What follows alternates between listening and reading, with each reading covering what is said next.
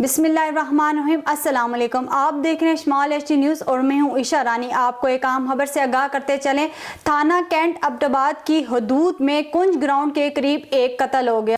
एबटाबाद थाना कैंट की हदूद कुंज फुटबॉल ग्राउंड के करीब नामालूम कातलों ने फायरिंग करके बाजोड़ एजेंसी के रहायशी 45 साल शख्स को गोलियां मारकर कत्ल कर दिया।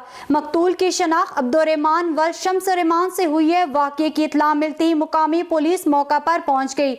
नाश को कब्जे में लेकर पोस्टमार्टम के लिए अस्पताल मुंतकिल कर दी गई। बाद नाश लवाहिकीन के हवाले कर दी। पुलिस ने वर्षा की मदियत में नामालूम कातलों के खिलाफ 302 के तहत मुकदमा दर्ज करके मुलजमान की गिरफ्तारियों के लिए छापों का सिलसिला शुरू कर दिया।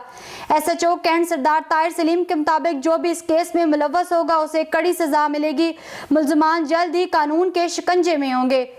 एबटाबाद थाना कैंट की हदूद कुंज फुटबॉल ग्राउंड के करीब नामालूम कातलों ने फायरिंग करके बाजोड़ एजेंसी के रहायशी 45 साल शख्स को गोलियां मारकर कत्ल कर दिया। मकतूल की शनाख्त अब्दुर्रहमान व शम्स-उर-रहमान से हुई है। वाक़ये की इत्तला मिलती मुकामी पुलिस मौका पर पहुंच गई।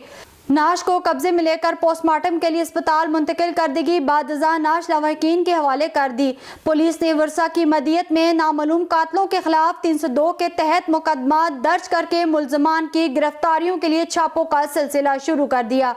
SHO कैंट सरदार ताहिर सलीम के मुताबिक जो भी इस केस में मुलव्वस होगा उसे कड़ी सजा मिलेगी। मुलजमान जल्द ही कानून के शिकंजे में होंगे।